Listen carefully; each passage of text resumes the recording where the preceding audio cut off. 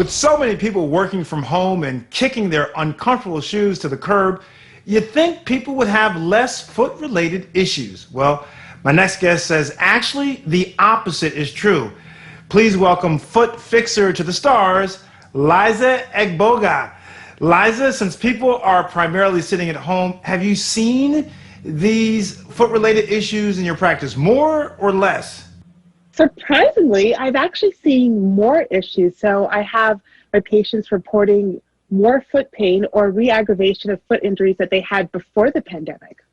But also plantar fasciitis, which is when you have inflammation of the thick connective tissue at the bottom of the foot. I've had so many cases of that. And then also neuromas. So that's when the nerve in between the toes gets inflamed, either from too much pressure or compression. And then also people who have arthritis in their foot have been reporting inflammation and pain from that as well. But Liza, this is so counterintuitive. I mean, people are at home, they are sitting around a lot. They're sitting at their computer on Zoom, or they're sitting on the couch watching, streaming services. Why do you think that you're seeing an increase in these problems? Well, that's the thing. You just said it. People are sitting way more than they normally sit. When you're out and about, generally you get up more, you move more, but now people are spending time at their kitchen table sitting, spending time at their couch. And when you spend more time sitting, your hip flexors actually shorten. And when your hip flexor muscles shorten, it causes you to roll in. And then we have something called overpronation.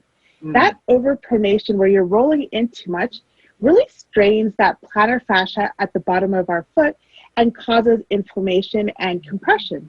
So that's one reason. And then another reason is people who may have been treated for a problem in the past may have been helped by supportive footwear or wearing orthotics.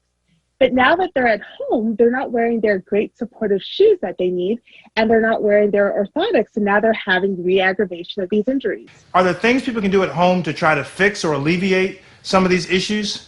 I'm actually going to show you 3 exercises that you can do to help treat and prevent foot pain. Okay, so the first one that we're going to do is a calf stretch. The reason why calf stretches are so important is because when your calf muscles are tight, they actually pull on that plantar fascia, cause it to be strained, and cause inflammation. So to do the calf stretch, what you're doing is you're placing your heel on the floor, and you want your toes to be pointing up. And then with a straight back, you want to slowly bend forward until you feel a really great pull in the calf muscle and behind the knee. If you have really tight hamstring muscles, you might feel it there first, but hold it for 10 to 20 seconds and then slowly come up, and make sure you do it on both sides. And you want to do that about 3 times a day.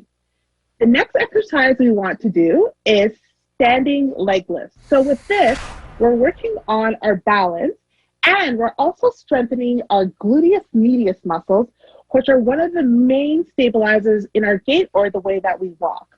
So to do this, you can have your hands on your hips, or you can have them out straight, wherever feels comfortable. And then you want to slowly lift your leg up to a count of 3, and then slowly back down. Now, when you're bringing your leg up, you should feel these glute muscles working, but then you're also balancing on one of the foot. So by balancing on one of the feet, what you're doing is you're helping to strengthen those muscles in your feet that help to support you. And your third one? Okay, so the last exercise are heel raises. So the great thing about heel raises is they really strengthen the muscles in your foot. So you'll find that you have natural arch supports that you're building up. And again, it challenges your balance as well. For this one, if you have trouble with balance, you can use something for support. Otherwise, you want to go up for 5 seconds. You're on the balls of your feet and then down. And I'm just going to go to the side so that you can see my heels raising. So we go up for 5 seconds and then down for 5 seconds. And then up for 5 seconds and down for 5 seconds. And then really what the goal is at the top is to balance on the balls of your feet. Great tips, Liza. Is there anything else you recommend? Okay, so one of my favorite things that I love to send home with my patients is actually a cold spoon foot massage. So with this, you can keep those, and you know what, when you designate a spoon for this, keep it for just your feet so you're not eating with the same spoon. Good idea. So yeah, so you keep it in the freezer, or if you want a shortcut, you can just take a spoon, put it in a glass of ice for a couple minutes, and then use that.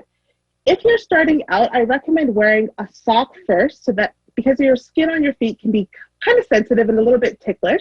So wear a sock. And then what you want to do is you want to take the edge of the spoon at the bottom of your foot, and you almost want to use like a scooping motion like you would do with an avocado, like if you're scooping it out. And you want the edge to almost scrape the bottom of your foot, which is your plantar fascia. And you might feel some crunchiness with that. That crunchiness is good. That means that you are releasing it. So after you've done that for a couple minutes, you want to go to the top of your foot. So this is an often neglected area. And now you want to use the smooth part of the spoon and a little bit of the edge, and you want to go in between each of your toes. So there's a little ridge in between each of your toes. You want to go there, and you're going to hear a lot of crunchiness with this. You want to keep doing that until the crunchiness is gone. And then after you're done, wiggle your toes out. They should feel a lot better. Nothing better than a good foot massage, right, Ian? That's right. All day long, any day, even on Sunday. Well, Liza, thank you so much for being the foot fixer. We had great information from you today. Thank you. Okay, thank you guys.